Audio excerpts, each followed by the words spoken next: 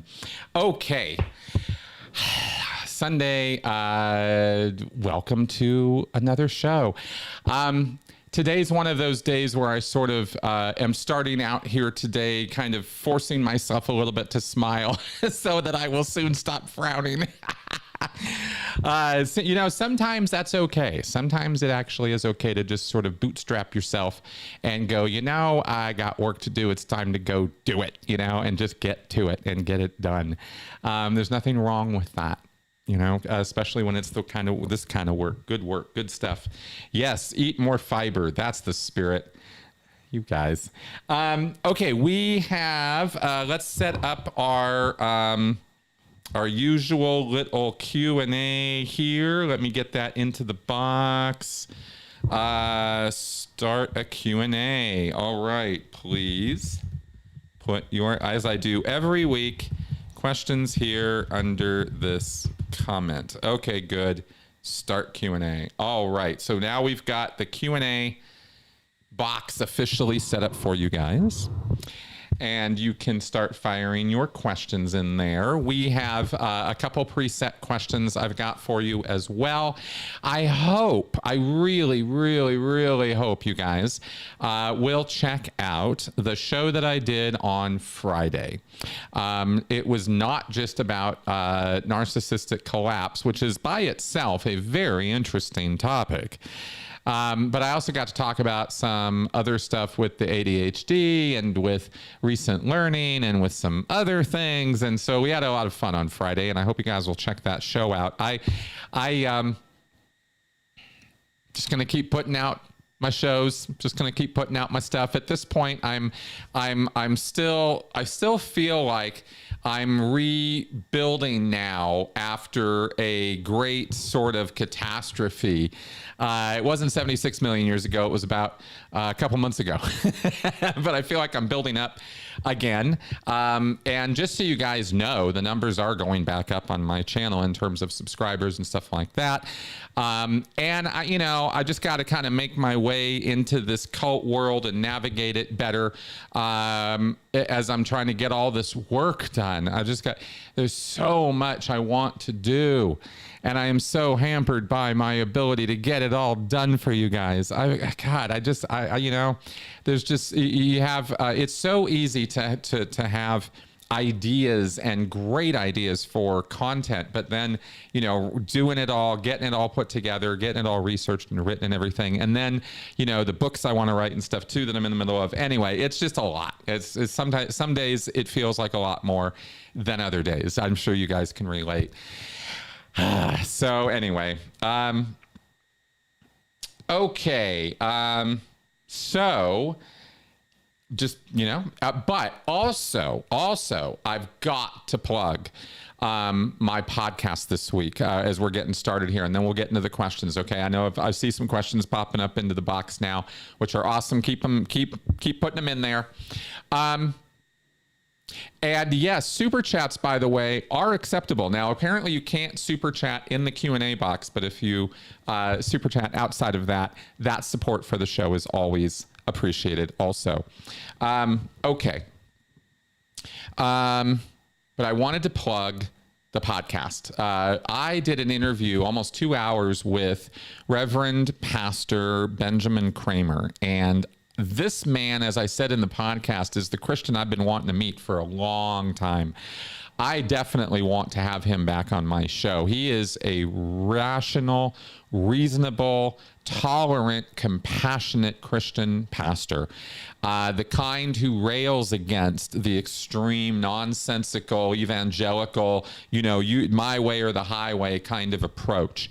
And I just love this guy. Anyway, you'll be seeing more between me and him, but that conversation I thought was important. I thought we covered some really, really good stuff in that show. So I hope you guys will check that out. Okay, so now this being a Q&A show and all, maybe we should get on with some questions. So let's do that. Our first one, Xion asks me, what can you tell us about the Church of Scientology community in Harlem hosting an event about Human Rights Summit? Well, actually, I have been working really hard. You guys catch me out all the time on stories I don't catch or things I haven't heard about. And I've been trying all week for the last 2 weeks to keep my fingers in, all the little pies of all the little things that are going on so you don't catch me out. And then you catch me out again. I have no idea what this Human Rights Summit is in Harlem.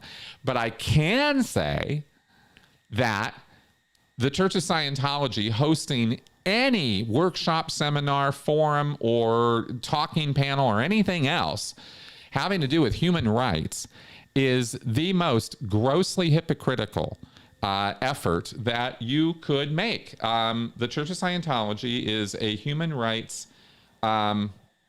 disaster zone. It is a place where people's rights to freedom of thought, to freedom of belief, to freedom of communication, to, of ideas, be able to express yourself, the freedom to even social security, support networks. I mean, these are rights that we have. There's a Universal Declaration of Human Rights. There's our Bill of Rights. And Scientology violates these up one side and down the other. They just don't care at all about a person's human rights. What the Church of Scientology cares about is its mission. And when it's mission over person, in any group you're part of, they've lost the goddamn plot.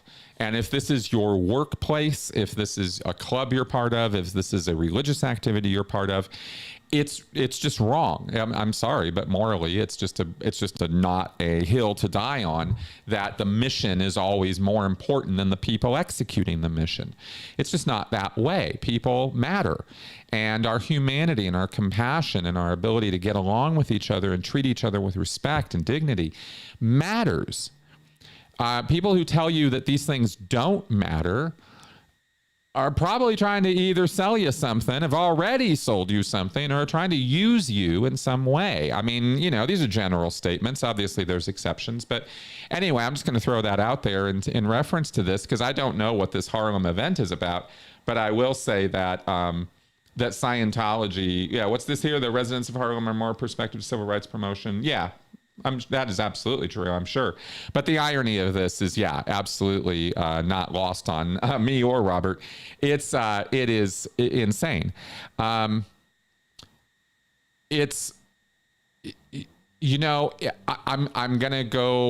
gonna use another extreme example, maybe, right? Of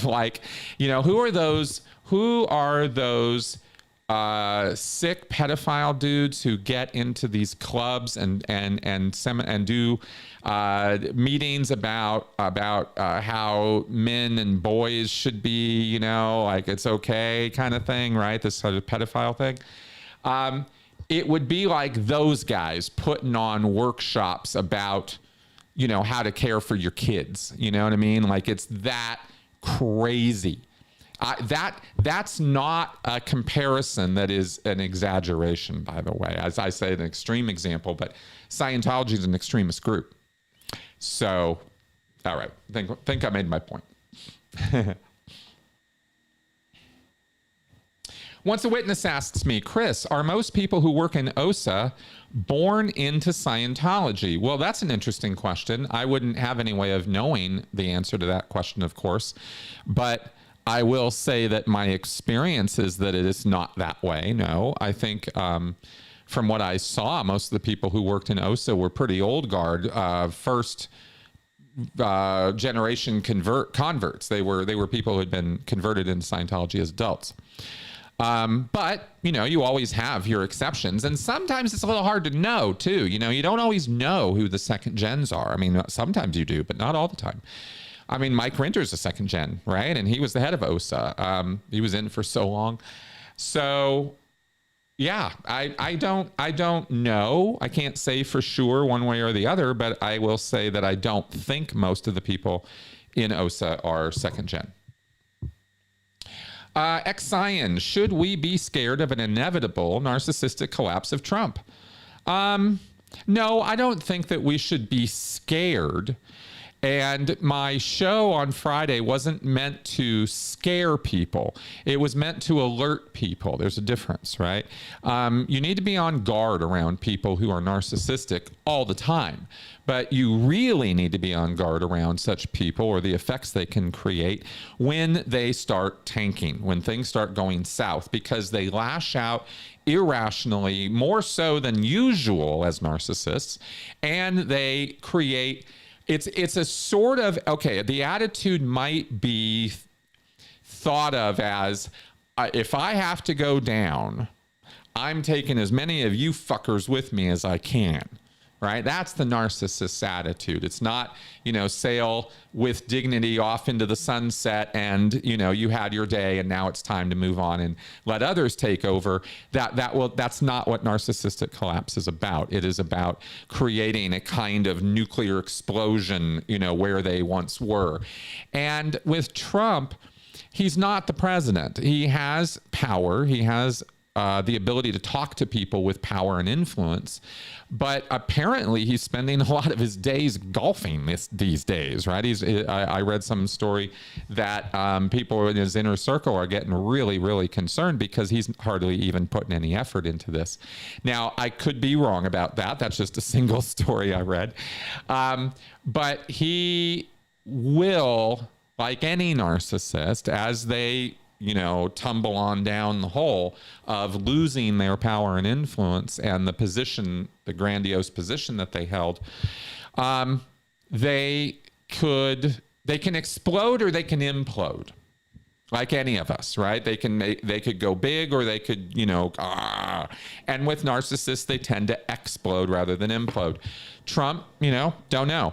But it's not like he's going to hit the nuclear code buttons or something like that, right? We're not in fear that way. What we should probably be wary or alert to are what his allies get up to.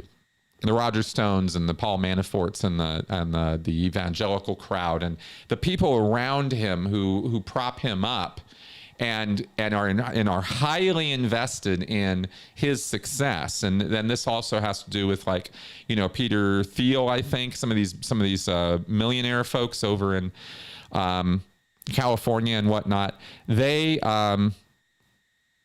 get up to some shenanigans, and you never know what kind of shenanigans they're getting up to because it's big money, big power, a lot of influence, a lot of, plate spinning, you could say. So,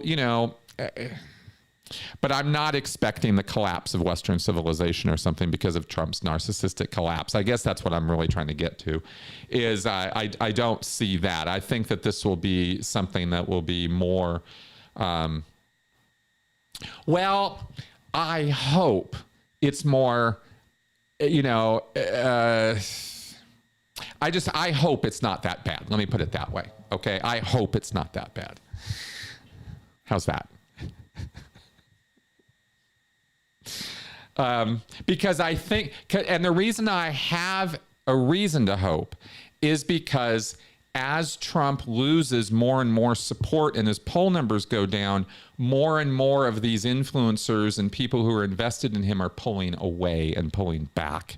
And the less power and influence he has with those people, the less damage he can do. Right? Like that. That's kind of how I'm thinking in terms of real damage versus, how he's always mouthing off about this. He might talk a good talk about the damage he's going to do, but the more power he loses and influence he loses, the less he'll be able to actually do. Anthony Spurgeon asks, I've heard Hubbard had seen Star Wars and was obsessed with it. Do you know if this is true?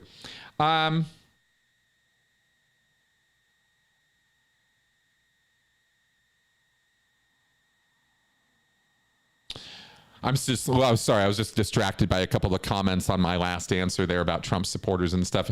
No doubt. I'm not saying it's all going to go smooth as glass, but I was thinking more of Trump as a person in answering that question. Okay, L. Ron Hubbard did see, or at least heard about. Here's what I know for sure. I don't know if L. Ron Hubbard saw Star Wars, but I do know that he heard about it. And L. Ron Hubbard, being who he was, absolutely was convinced that he could one up George Lucas, or anybody else for that matter, as a writer and creator.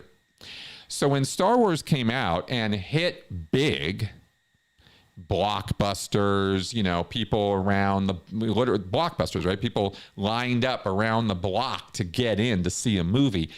I was in those lines. It was intense, right? We stood for 3 hours to watch a, you know, an hour and a half movie. Everybody did. It was a craze. Everybody couldn't shut up about it. It was a runaway bestseller, right? Hubbard wanted that. Hubbard had experienced that. His big, huge peak was Dianetics, you know, coast to coast bestseller.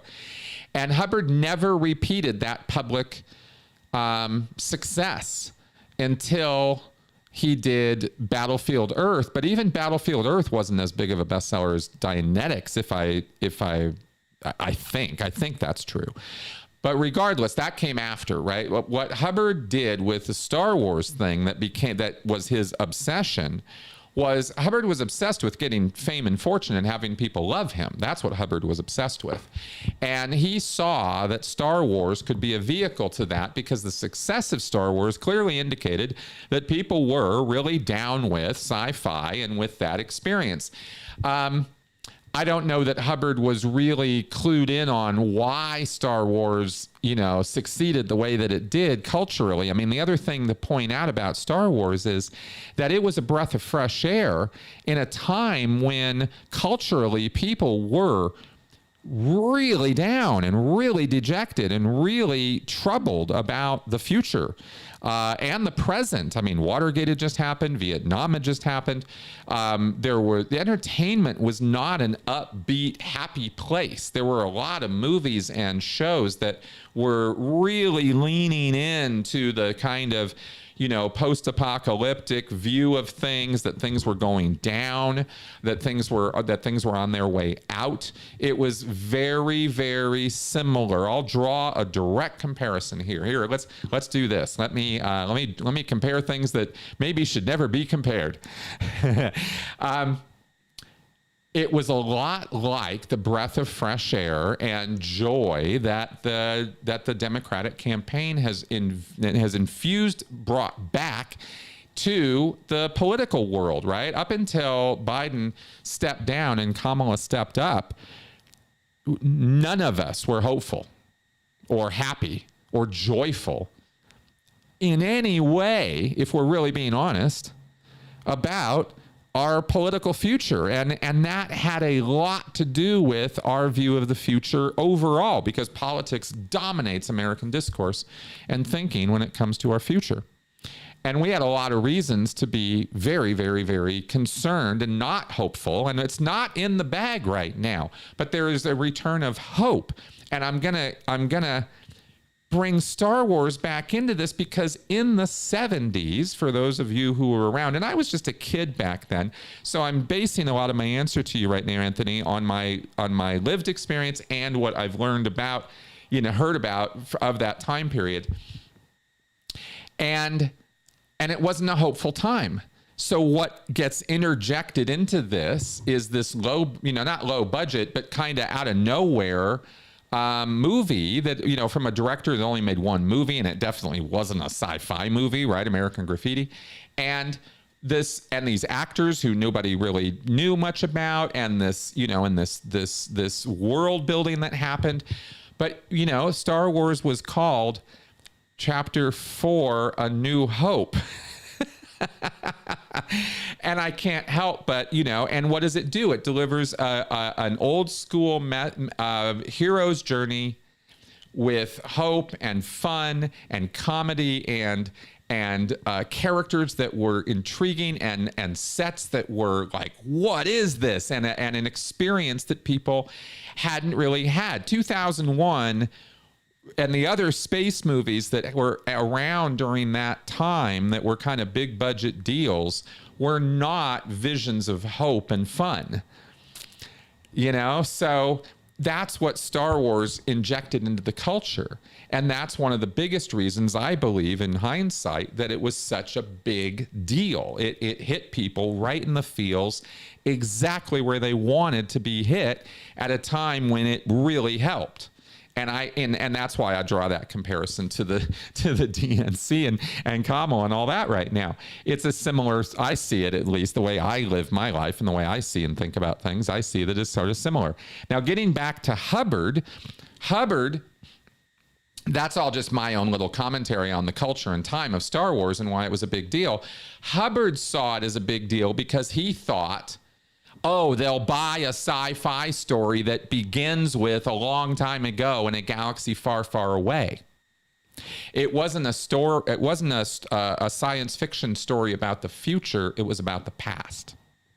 And that mattered to L. Ron Hubbard a lot. It mattered to a lot of Scientologists. It mattered to me as a Scientologist, even as a kid, because it was something that happened in the past, not in the future.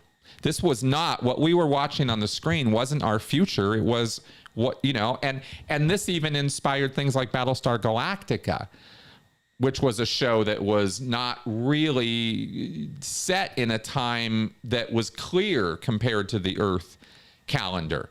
But it was connected to Earth, and it looked like it had something to do with the past more than the future. It was a little, you know, ambiguous. So this concept of things happening, you know, back in the day, is an intriguing point of science fiction, which had classically been future-oriented. And Hubbard loved this concept because all of Scientology is built on, and all the space opera of Scientology is built on, all this crazy shit that happened in the past. So Hubbard was like, oh, society's primed for our message. Well, not exactly, but that was Hubbard's view. And if there's any obsession, that's where Hubbard's obsessiveness was coming from, right? He was constantly trying to spin this yarn or this view that society was an implanted, re-stimulated group of people, right? Cultures that were perfectly aware of, or had these, you know, sort of deep memories of where they had really come from. And so Star Wars was like, oh yeah, that's exactly where I came from. What it used to look like, fighting the Empire. Yeah, go, right? Lightsabers, woo.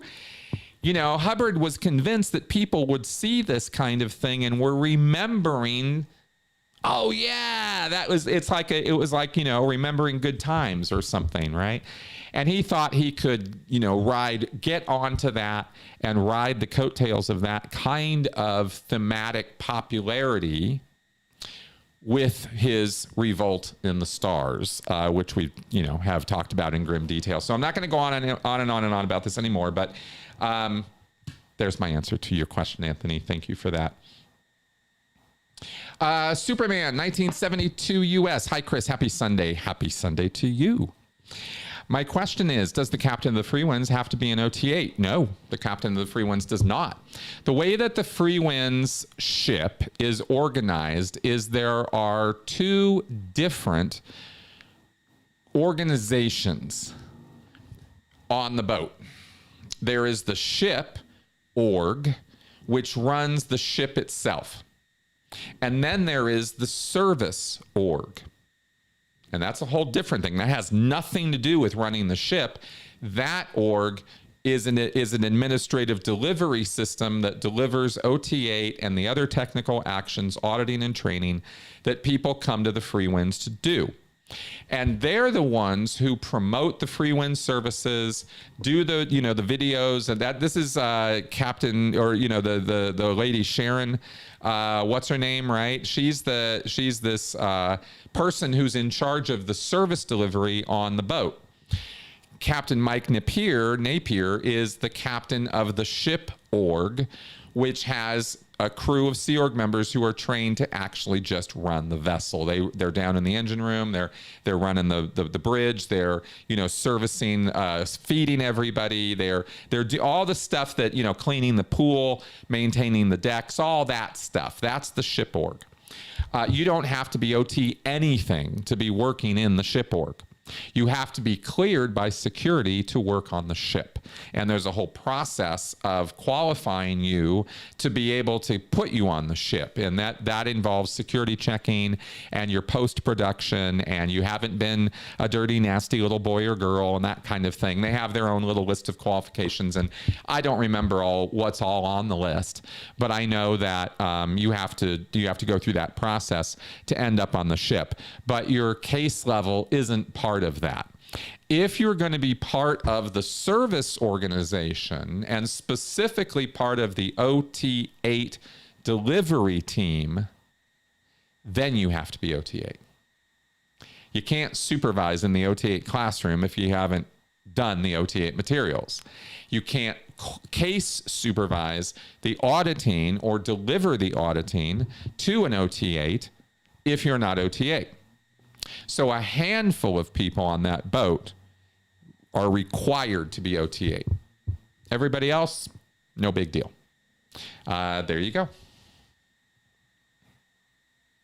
Once a witness, what position does John Atack have on the Aftermath Foundation? John Atack is currently a board member with the Aftermath Foundation, and that's what I know about that.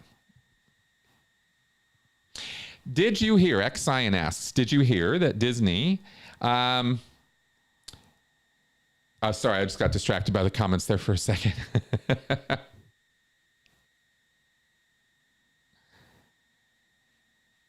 Yes, of course, of course.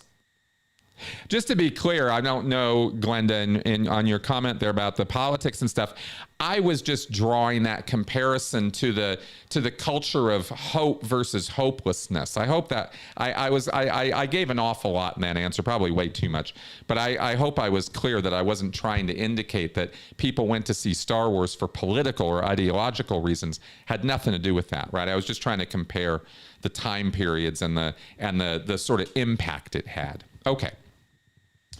Sorry about that. Got distracted. So, X-Cyan, did you hear that Disney is no longer asking a Florida court to dismiss a wrongful death lawsuit on the grounds that the victim's family had signed up for its streaming service, Disney Plus? Yes, I did hear about that. And good on Disney for dropping the Scientology legal tactics. Let's see what they come up with next week. I have not a lot of good things to say about Disney, but good on them for doing that. They obviously ran into a PR nightmare with that and decided to, whereas Scientology would never do something like that.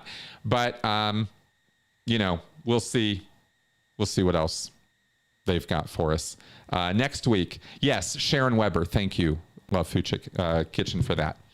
The person who heads up the service organization on the ship is Sharon Weber.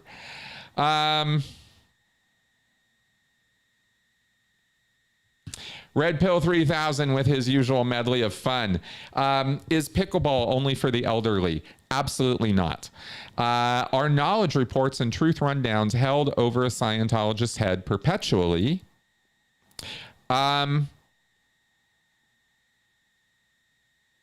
Okay.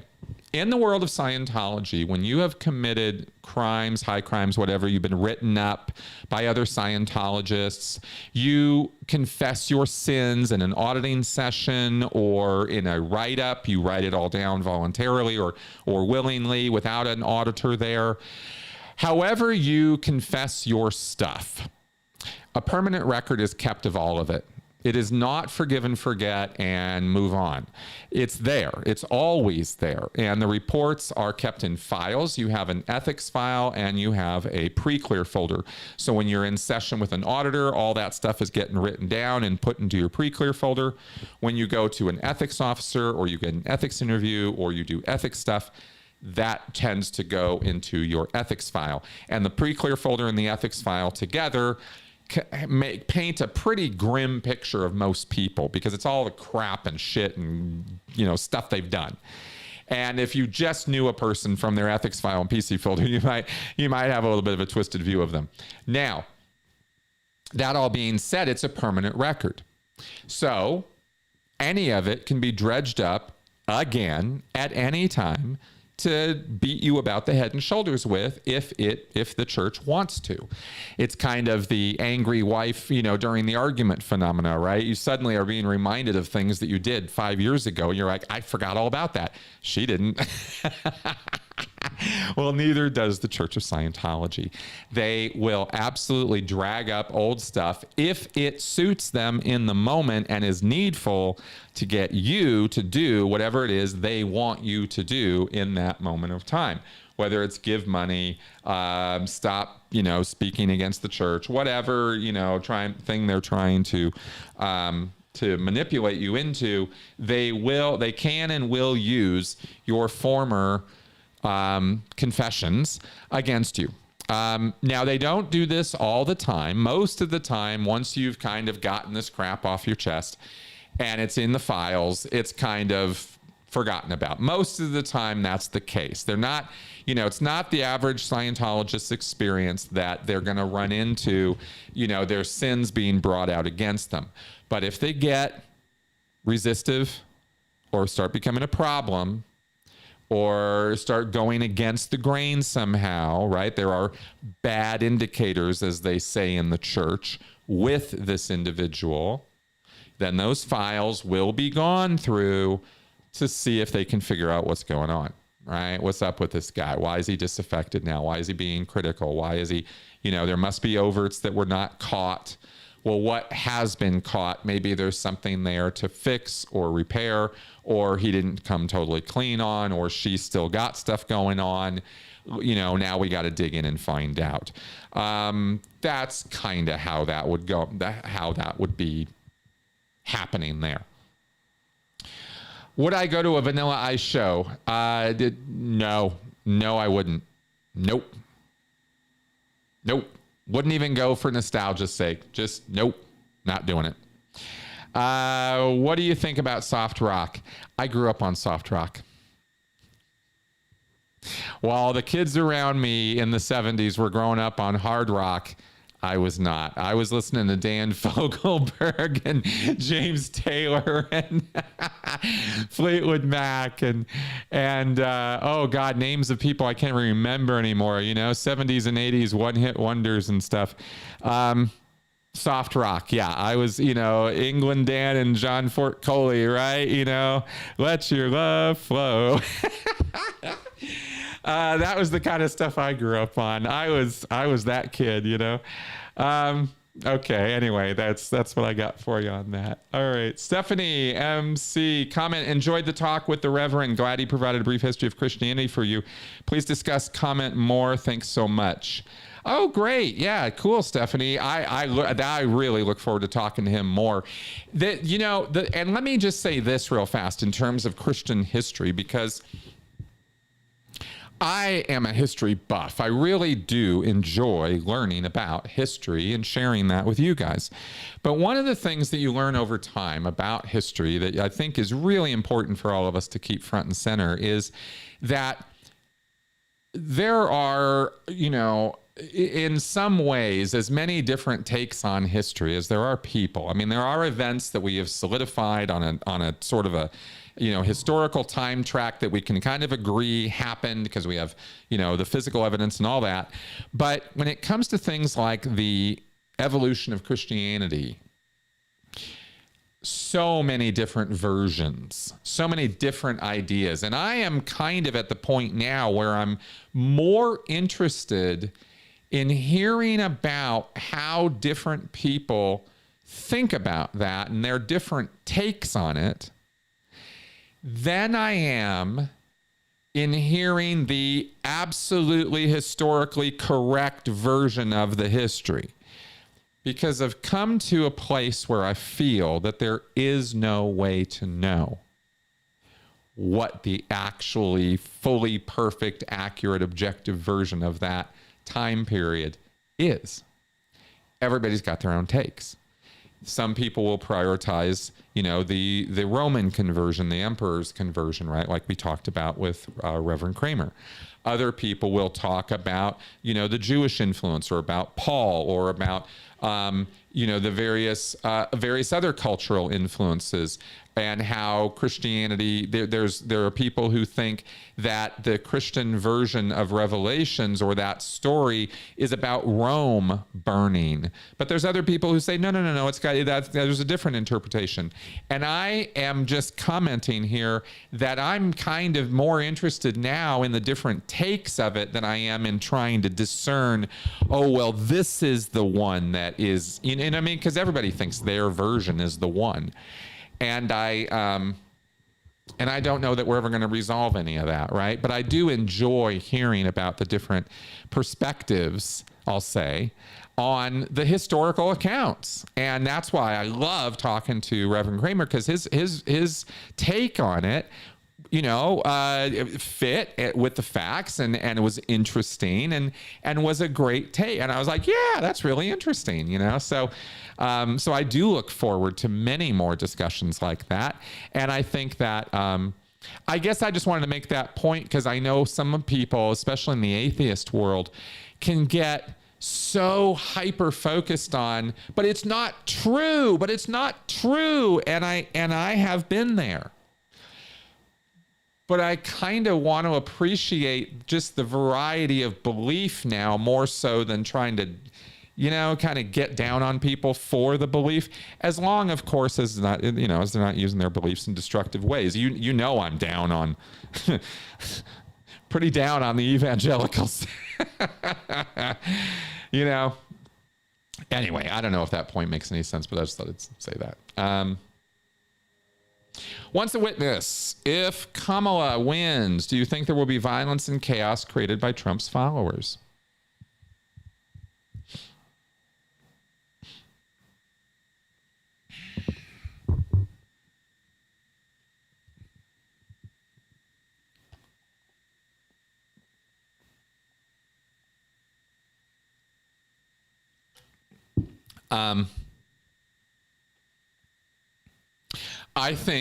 I hope that the most we will see will be random, disorganized efforts at civil resistance, or at some minor property damage or something like that.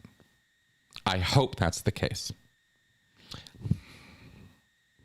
Right? We're dealing with a group of people who are quite large, relatively speaking, right? I mean, we're talking about many more people than there are Scientologists, for example, right? When we talk about Trump's base of people who are somewhere on the spectrum of being radicalized, being willing to actually go out and commit or take part in violence, property damage, hurting people, real world stuff. That, carrying out plans of execution, or of, let's hurt people because we need to, make a stand, or we need to, bring the fight to them, or whatever the rationalization is for the violence. There's a group of people there who are already there, or are really close to that.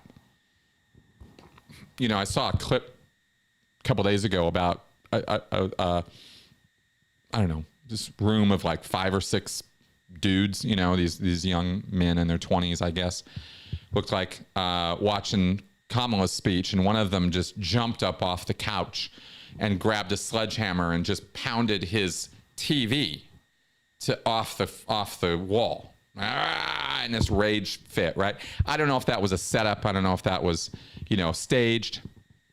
But it is indicative of the rage, the state of mind of some of Trump's followers. They are in this red, filtered rage. That's a created mindset. People go out of their way to create that, right? This is somebody who's probably, these are people who are far down the rabbit hole of, the internet, and deep into the, the conspiracy world, all that kind of crap, right? QAnon followers, stuff like that. You don't just get up off your couch one day and just start beating on your TV, right? It takes, there's some setup to getting to that headspace. So those people concern me because I don't know. And you heard when I was talking with, if you listen to my podcast with Reverend Kramer, you'll see me try a few times to try to, get him to tell me from his knowledge, at least, how many people are we talking about? And it's very hard to pin down. It does seem hard to get how big of a problem is this, but it's enough of a problem that I believe we should have concern. And I know that there are certainly law enforcement's concerned. I know that the federal forces are the Capitol, police and stuff like that are not in any way interested in the repeat of January 6th, right? They're going to be on full on red alert this time. So will there be violence and chaos created by Trump's followers? I believe that there will be some. I hope that it's manageable. I hope that it's, nonsensical, really. I hope it doesn't do a lot. And I hope people generally stay safe. And if you're in Trump country, I hope you batten down the hatches because I think trouble would be something to look out for and predictably expect. Yeah, I do. All right. Once a witness, I believe Leah Remini said she spent $5 million on Scientology. Did that money go directly to David as his income? No, that's not how it works at all. Nobody's just giving David Miscavige money. There's a whole hierarchy and bureaucracy and process that all the money goes through. It doesn't just go to David Miscavige. No. I guess I've spent so much time explaining the finance system of Scientology so many times that questions like this always confuse me a little bit because I'm kind of like, no, we already talked about this in such detail. The finance system of Scientology is constantly changing its percentages of this, that, the other thing as far as where some of the money is distributed to within the system, but it's a system that funnels money upwards from the lowest level churches all the way up to the top. But Miscavige isn't sitting around on crates of money. It's not a Walter White situation where, crates of pallets of cash are sitting around at gold or something. It's not like that. It's bank accounts and funds and offshore accounts and money being transferred around and stuff like that. So Leah's money went to Flag Service Organization and Celebrity Center in Los Angeles. And those organizations took her money in, and percentages of that money went up the line to different places for different reasons. Payments to Flag, lease money, film management percentages, different amounts for different things. That's the money that goes on up to the top that David Miscavige draws from for what he does. In a nutshell, that's kind of more how it works. Okay. Another once a witness. By the time a Scientologist reaches the age of 18, are they so fully indoctrinated that it will be hard to get rid of their beliefs? Well, yes and no. It depends utterly on the individual. Some Scientologists grow up, and when they hit 18 or adulthood, or they start getting around that time period, they're gone. They're out of there. They never had a conversion moment.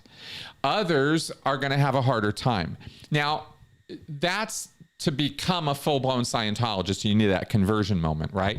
But even if you haven't had that, even if you're like, this Scientology, right, and off I go, it all depends on how much you invested in it, emotionally and cognitively, right, psychologically. If, like for example, I grew up in Scientology. By the time I was 18, I was a staff member. I was fully on board, and I was on my way to, fanaticism. My brother, who grew up in the exact same household I did with the exact same parents, had a very different experience. And when he was 18, he didn't want to have anything to do with Scientology. And it was no trouble for him whatsoever to not think about misunderstood words or overts or TRs or withholds or any of that stuff. He dumped it like a bad habit and had nothing to do with it after. So right? Different strokes, different folks. It all depends on the person. That is true no matter what environment you're in, by the way. Everybody's a little bit different, and everybody will respond differently to things. You can destroy a person's mind by doing what Robert J. Lifton suggests people do with the 8 methods of thought reform, right?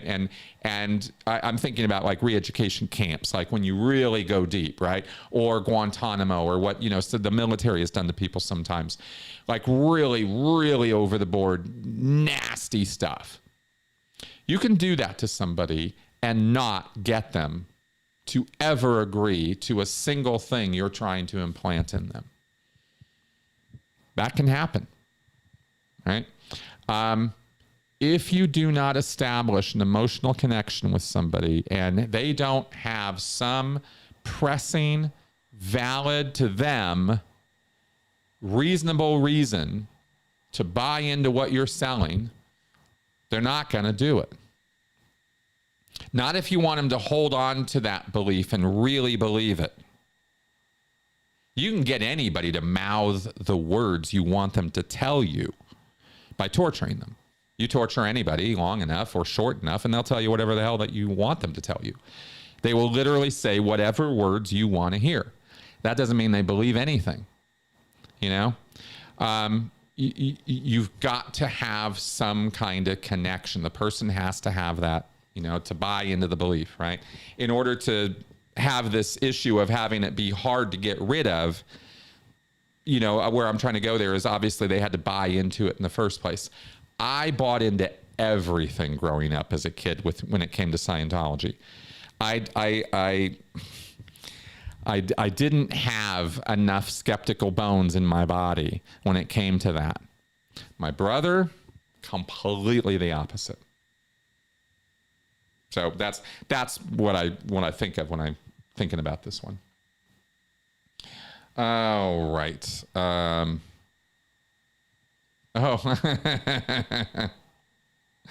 I don't know. X-Cyan asked me here about this story I told the other night. Can you tell me more about where the stones that were being found on the trails around Denver? Where could I find a story that I could pass on to a girl that lives in Loveland and hikes a lot? Where did I read about this? It was,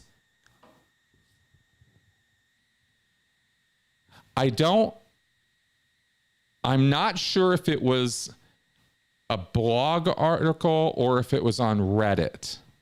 No, it was Reddit because it was in the Denver subreddit. That's where I found it. That's where I read about it.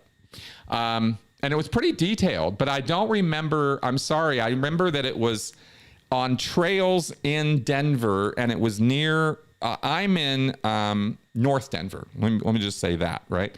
And so I was aware of the fact that it seemed to be somewhere around here in Denver in the low mountain region and in the trails around the city. That's all I got for you.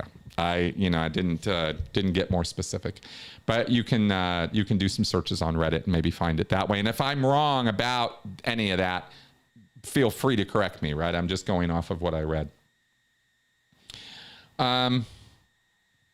George Smiley, I once mentioned your father had been in the U.S. Navy. What did he think of the Sea Org?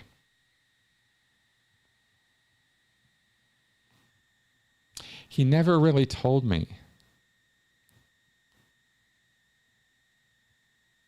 We never talked about the Sea Org as the Sea Org versus the Navy.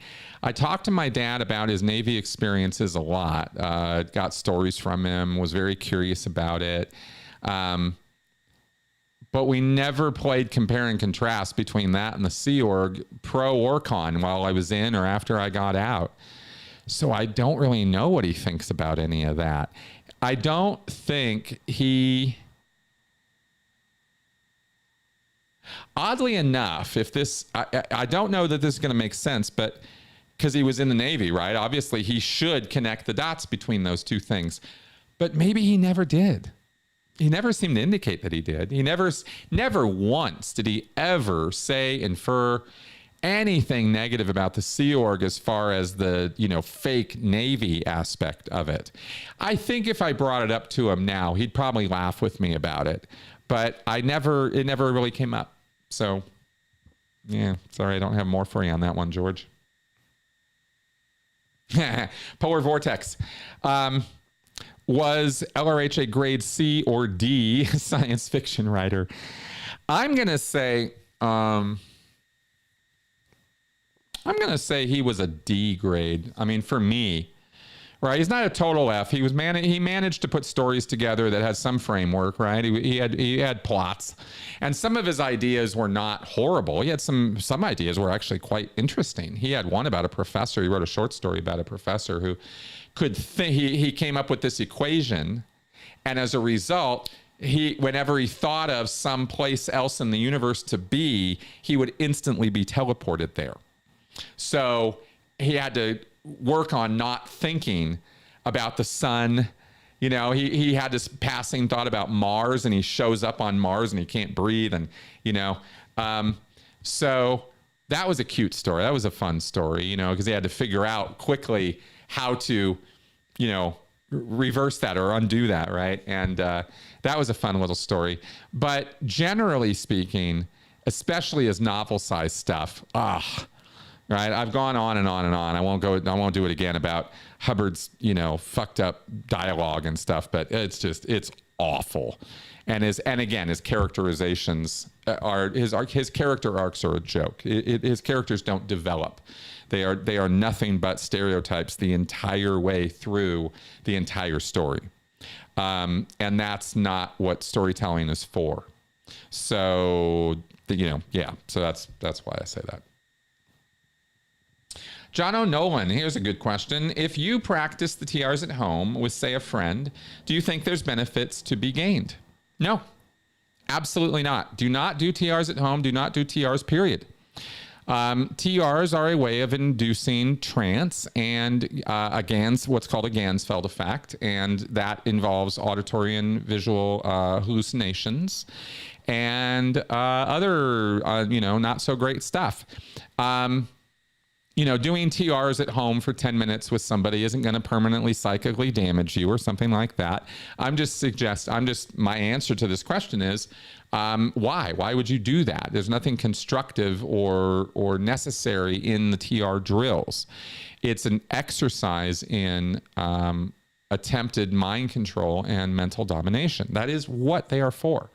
They're not to make you communicate better and get along in life better and confront people better. That's not what the TRs are for. The TRs are there to put you under control.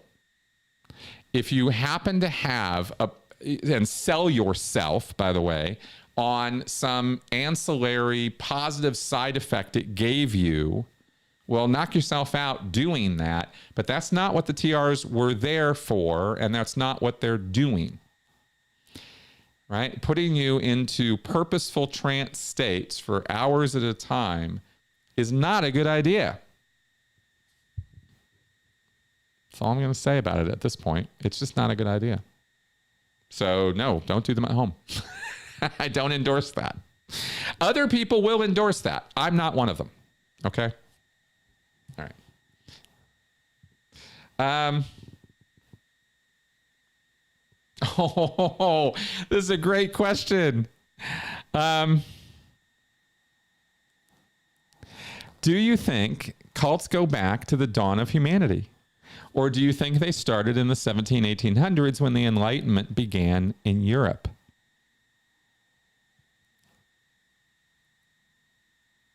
Cults definitely go back to the dawn of time. Cults are as old as us. I dare say they could even be older with other kinds of life in a way, right? It's again, when you strip it down to the bare bones of what it is, when you're dealing with a cult, remember, is a word that comes from culture. Culture has to do with customs, rights, ways of getting along, ways of interacting, ways that we decide to, coexist. And when you have a relationship amongst a group of people where a leader figure and follower figures are in a codependency. They must be there for each other in an emotionally unhealthy way. They believe that they have to, that their existence doesn't matter if the other end of the equation isn't there to validate it. Like that kind of codependency. Like you're dependent. That's as old as the hills. That's a product of emotion and cognitive manipulation to make people and people's insecurities. Because people contribute to this. They help create codependent relationships, right? It's not just codependency. There's more going on in a cult than that, but that's how it starts. That's your basic distilled down framework of the emotional relationship connection, right? So then once that kind of pattern, starts coalescing and the leader figure is like this kind of selfish, narcissistic, predatory type person, and there's been no shortage of them in history, going again all the way back to the beginning. If that person is that way, who's leading this outfit, then their efforts are in a direction of self-gratification and personal power, not good of the troop or good of the tribe. They're about what's good for me as the leader, as the alpha, right? And fuck everybody else. And again, this has earlier evolutionary parallels, right? You can see this in primate troops and things like that. You can see similar behaviors, this dominating, overbearing alpha, sort of thing, for example, that I think we see with, if I remember right, I think it's gorillas that do that, right? How they will kill the children of other gorillas who try, I believe it's gorillas, right? Who will mate with their women, right? They'll go kill those kids because they're not their kids, right? Really, really brutal stuff. That's sort of the evolutionary echo of what you see with cults and humans later on, right? Is leaders who will act to the detriment of the group and its survival because of their own self-importance and their own self-value, right? And they convince the people around them through force and through manipulation that their will is the right one, and that everybody else has to submit to them, right? This is where, evangelicism lives right now. Submit, all that crap. So these are human endeavors. These are human urges, and they are not based on Enlightenment principles. This has nothing to do with the Enlightenment. The only thing the Enlightenment brought was a little bit more enlightenment about how maybe each individual person in this world actually should have something called rights and freedoms and the ability to get along on their own merits and their own ideas. This is revolutionary thinking in our way of organizing ourselves and living for most of our existence. It's not been, each individual has the right to say and do what they want to. What? This ain't the normal. This ain't how humans have conducted themselves for most of their time, right? So yeah, not good stuff. Sorry, I just got a little distracted right now with these ads appearing. Again, I hope you guys aren't getting too many of them. Oh, this is interesting. What's happening here?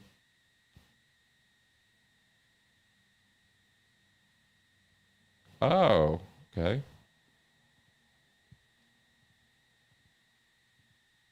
We might be having a problem right now. Trying to scope this out and see if we're still okay. No, looks like we're good. It appeared to me that we had gone off live because I have a live stream here. Oh, it did end, and then it came back. I hope. Yeah, it looks like we're having. Yeah, there we go. We got some choppiness there. Sorry about that, guys. I hope it's coming back. Yeah, internet issues. Okay, there we go. So it came back. All right. All right, good. I apologize for that. Neighborhood internet issues, I think that's what's going on. Okay. Well, okay, good. So you guys are coming back. Okay, good. Thank you. We're probably going to be wrapping up before too long anyway. We've been here for an hour so far, and it's been a lot of fun doing this. I hope you guys are enjoying my answers so far. I haven't been checking in a lot. Yeah, it got wonky there. Sorry about that. So what I was, let me say again some of what I was saying here about the Enlightenment thing, because I want to make sure this message gets across, that the Enlightenment has nothing to do with cults or cult thinking. Enlightenment values and ideas were a direct blow to and a pushback against our tendency to organize in cult-like ways. Maybe I put it that way. So, okay. So we're gonna go ahead and wrap up now, because it looks like we're getting some wonkiness here, and I'm not sure why that is, except I have to apologize for whatever internet issues are happening here. So let's go ahead and wrap up for today, folks. You guys are awesome. Thank you very much for coming around and watching. We're at a pretty good place. We answered a lot of questions here today, so I feel like now is as good a time as any to wrap it up here. Thanks, guys. We will have a show with Tony this week, as usual, after Scientology Straight Up and Vertical. And I don't have any other lives or anything scheduled for this week. So I'll see you next weekend unless something comes up.